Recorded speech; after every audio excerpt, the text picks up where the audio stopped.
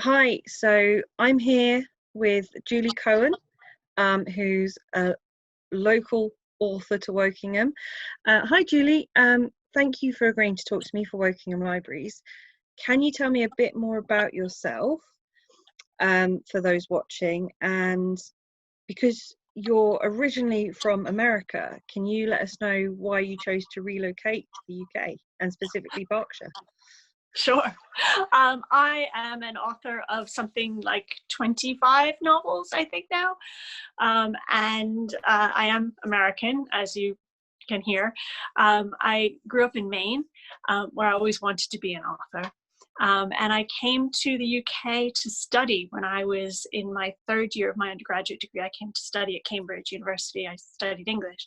And then I loved it here so much that when I finished my degree, I came back and I did my postgraduate degree in researching fairies in late 19th and early 20th century children's literature at the University of Reading. Wow. So that's where I came back, and that's why I've ended up staying since then. And I was a secondary school teacher for a lot of years, because fairies in children's literature has actually very few practical applications. Very niche. It's a little bit niche. So I became an English teacher for 10 years, and then I wrote my first novel, and when my son was born, I gave up teaching so that I could write full time. Brilliant. So you've actually, as you said, 25 books, but you started off with Mills and Boon, didn't you? Yeah, I did. Yeah. So if we look you up, there's Julie Cohen and Mills and Boon all rolled into one. Yeah, I started writing for Mills and Boon because I'll admit something terrible, which is that I love Mills and Boon.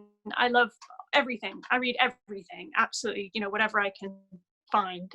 When I was a kid, I worked in my local library, and they had the shelves of the Mills and Boons, and I used to go through and find all the really sexy ones and read them when the librarians weren't looking. Love that. So I just love it. But I read everything. I read science fiction, mystery, genre, literary, everything I can get my hands on, I read, and always have been. But I thought when I decided to become a writer, I didn't really know what to write. So I thought, well, I'll just try writing a Mills and Boon. How hard can it be? It turns out it's really hard. It's really hard to write a Mills and Boon. Very, very difficult. And so it took me a lot of years to successfully write one.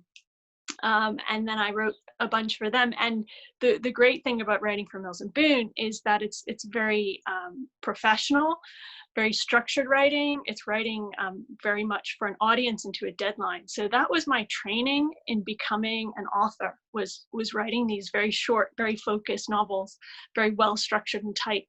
And because they are so popular, that was what let me leave my teaching job, was because I had written a bunch of Mills and Boons, which were published all over the world.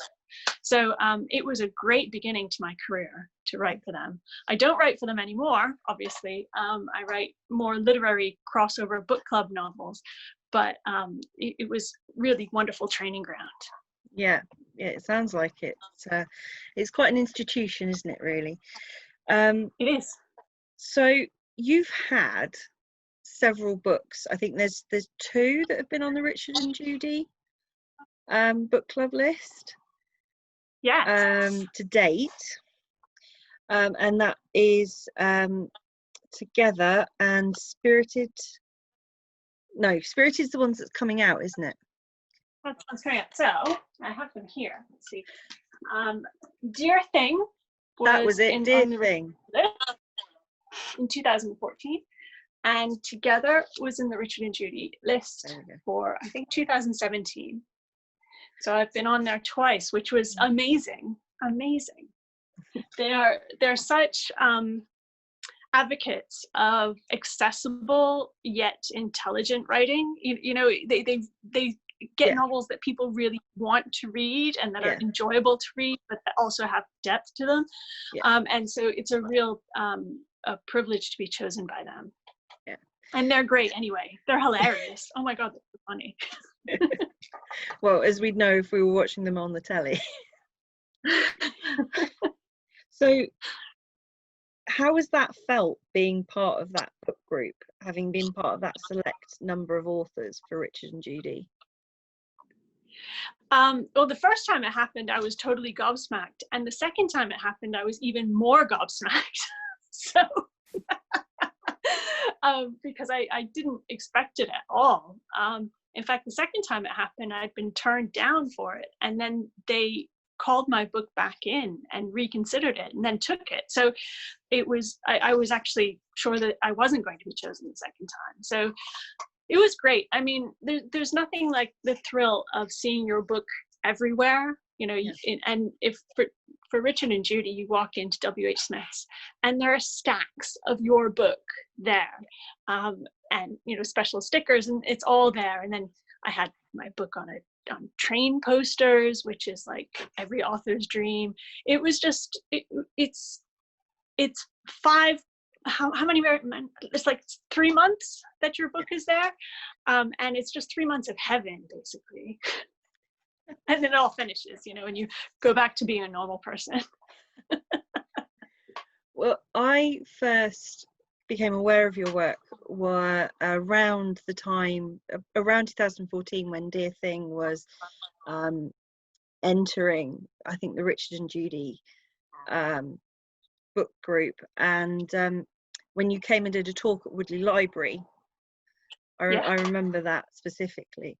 And Dear Thing it's really quite interesting, because having gone over it again, there's a couple of passages that make it sound like you're writing about Reading. Yeah, so it is. How do your surroundings and the places you've lived, because Together is set in Maine. Yeah. So do Reading and Maine have a strong influence on your writing? Very much so. It's just generally easier to write a book set someplace that you know super well. Yeah. So a lot of my books are set. I have a few set in Reading. So this one's set in Reading. Yeah. I don't know if I say it's set in Reading, or I might have called it Brickham. No. Sometimes I change the name. It's not specifically named as Reading. Yeah. And then this book, so I've got them all on the shelf. This book, Falling, is set in Woodley. Oh, and right. in Sonning. So that is set right there. That's really local. Yeah, and it mentions the precinct, but I changed the names a bit. I changed things a little bit, but that is set right in Woodley and in Sonning. Together is set in Together. You have to always show the book titles. Together is set in Maine, but also in England and places in England that I've been. And it's set in the coast of Maine, and it's set in a very specific place. In fact, the lighthouse that's mentioned at the start of the book is the same lighthouse that's in Forrest Gump, the film Forrest Gump. Oh, okay. Very famous lighthouse. That is set in Maine. And my latest book, The Two Lives of Louis and Louise, is set in a place called Casablanca, Maine, which is essentially my hometown of Rumford, Maine. In almost every respect, it's the same as my hometown. And that was great. That was wonderful to be able to write about my hometown. So it was like a hit of nostalgia. It was nostalgia, and I learned things about my town that I didn't know before, because if you grow up someplace, you just take it for granted. But I think when you start to write about someplace, you want to explore it more. Yeah. So I started asking more questions and doing interviews, and a lot of this book takes place around a strike in the paper mill in Casablanca, which really happened in the 80s. I said it in the 90s, but it really happened in the 80s. And I talked to quite a few people who were affected by that strike. And I remember it happening, but I wasn't affected by it personally, because my dad was a dentist. He didn't work in the mill. But people, that thing that happened, 40 years ago now, almost 40 years ago, still filters down through generations. It had a huge effect on the town. And I learned a lot about where I grew up from writing the book. Yeah. No, I can imagine if I delved deeper into Woodley, I'd find all sorts of things. So if we can go back to Together, you wrote that from the sort of a backwards perspective. So we Yes. started at the end, as it were, and sort of went back through everything. How difficult was that to write for you, or was it actually quite It was really, really difficult. It was very difficult. And I'm not going to lie. I'm not going to say it was easy. It was hard to write that book. And sorry, I'll hold it up again together. It begins in 2016, where the main characters, Robbie and Emily, are in their 80s. They live in Maine. They've been together for, I think, 50 years. And it goes, and it starts there, and then it goes backwards in time and ends pretty much when they first meet in the 60s, 1962. And when a huge secret is there between them that affects the rest of their lives and the lives around everybody around them. And I designed it to go backwards. I knew it was going to be a backwards book, and so I planned it forwards, and then I wrote it mostly in the order that you read it, I think, but sometimes I wrote it forward. So actually I think I wrote the section you read first, which is the last section that's set now. Chronologically the last. Chronologically the last, but the one that you read first, I wrote that first. And then I think I wrote the last section, and then I sort of filled in the middle.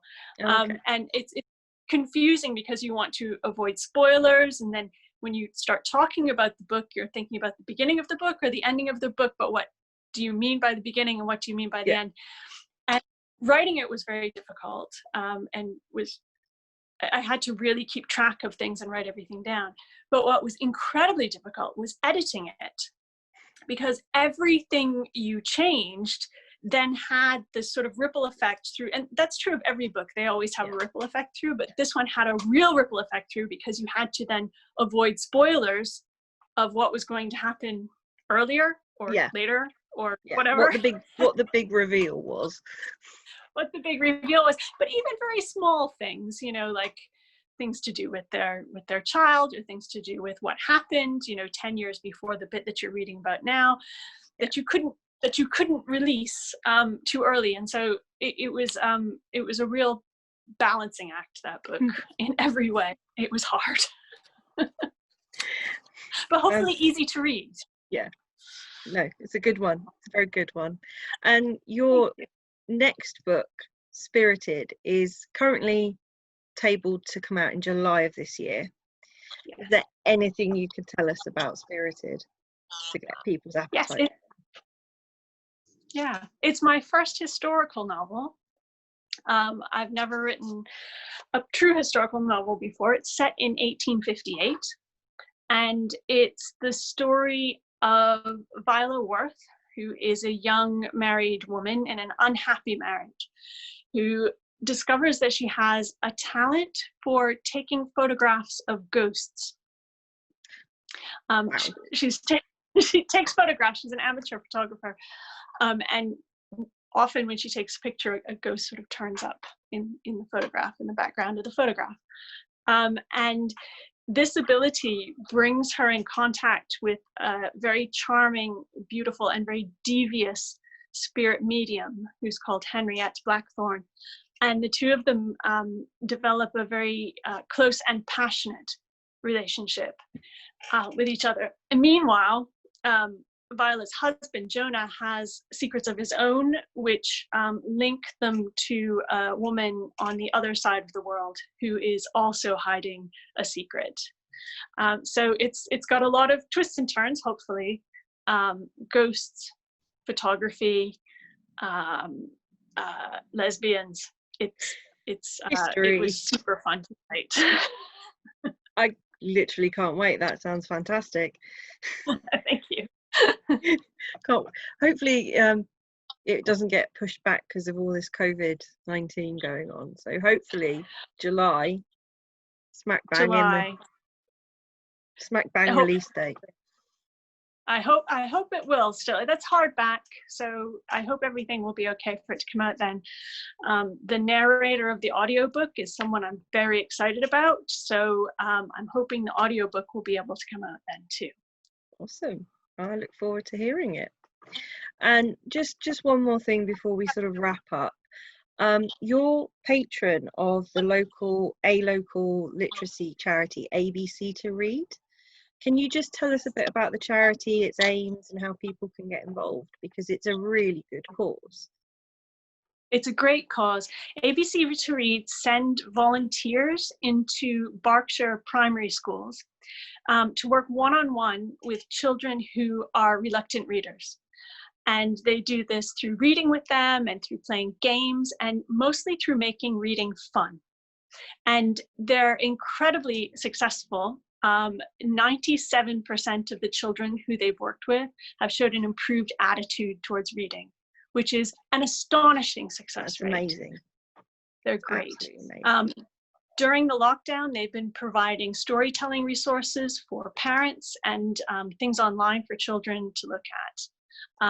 They're just a great charity, and you can help them out by going to abc2read.org.uk, and they are looking for volunteers and for donations, but you can find a lot of resources on their website too. That sounds brilliant. I think that's something that parents need right now, is resources and things to help them with schools being closed and everything. So it's really good to know about such an amazing charity. And because reading should be fun, right? It should be something that everybody enjoys. And without if you doubt. don't enjoy reading, you're cut off from so much in life. Yeah, totally, 100%. Well, thank you, Julie. That is wonderful to talk to you, and I'm really looking forward to Spirited coming out in July. And obviously we have, I think, pretty much all of your books in the library, and I think we have some on our e-resources as well. So I think people can go and check them out. So, great. Thank you, Stephanie. No worries. Thank you so much. And yeah, I'll hopefully speak to you again.